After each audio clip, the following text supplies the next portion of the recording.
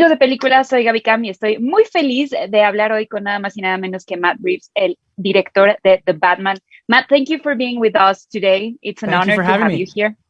Great to be here. And you have a long career. I really want to know where did it all started. I want to know, when did you realize that you were born to be a storyteller?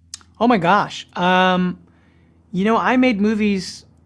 I started making movies when I was 8. I had my grandparents gave me a wind up 8 millimeter, not even Super 8, an 8 millimeter camera that belonged to my father actually. And I was a shy kid, and to be honest with you, the camera unlocked everything for me. This idea of it's how I met all my friends. I'd say, hey, you want to make a movie? And I think I realized that for me, going to the movies and making movies have a similar sort of connection to me, which is that it's a way of making sense of the world, for me. And so for me, movie making is very personal. Even when you're doing a big blockbuster, you have to find that personal way in, and I think it's something that I've always wanted to do. I feel so lucky that this is where the path, that started when I was 8 is that. By the way, if you had told me when I was 8 that I'd be making a Batman movie, I wouldn't have believed it. I mean, it's pretty crazy. And such a good movie Oh, also, thank you. like, because you did such a great job. And I also want to ask you, I feel like there are certain films in life that kind of remind you why you love, movies. And for me, I think The Batman is one of these films. What was Oh, thank one you. for you, maybe when you were growing up? Yeah, for sure.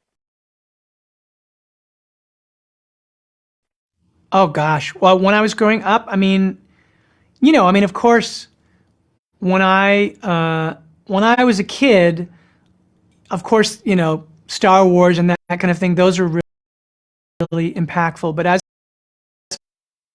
I started, when I became kind of a teenager, I got really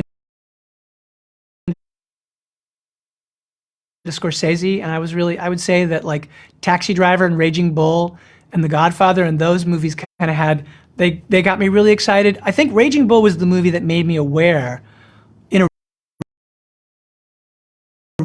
really distinctive way that there was a person behind the camera who was orchestrating something. You got this sense of a presence. And to me, I find that very exciting when I see, and it was really through Scorsese's movies that I discovered Hitchcock and then became obsessed with that kind of storytelling. And that, his kind of storytelling where the camera puts you in the shoes of a character that you're not, and you can have your sympathies extended to characters who do things that you'd like to think you might never do. But through the experience of watching the scenes play out, you feel like, oh gosh, would I do that under these circumstances? I don't know. Maybe I might. I'd like to think I wouldn't. Like this idea of it's a very provocative side of filmmaking. And to me, that's the most exciting part of going to the movies for me and about making a movie. And so I would say it sort of started that way.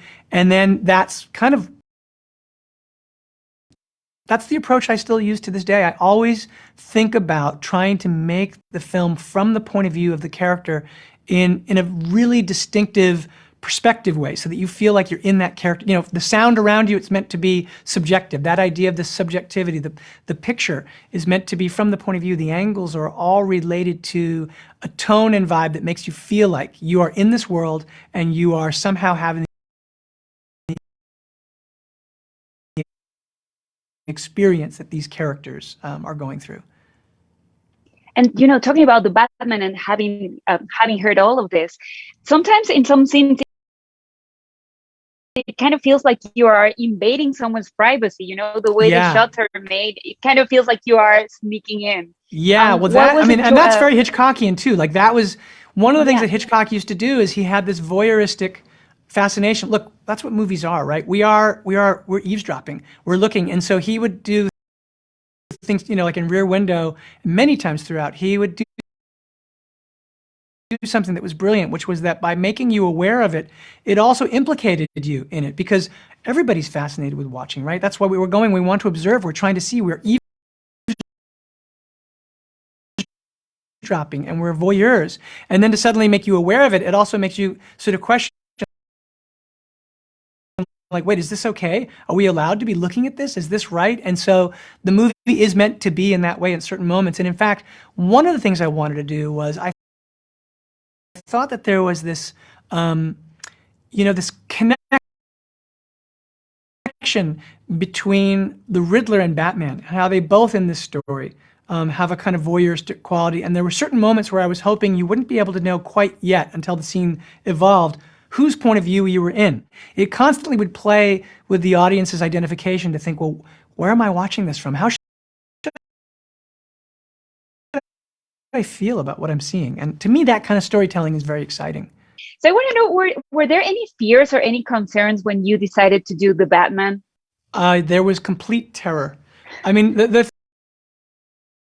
thing about it is that you don't take on this character without having, well, you could, I suppose. I couldn't. The thing is that the character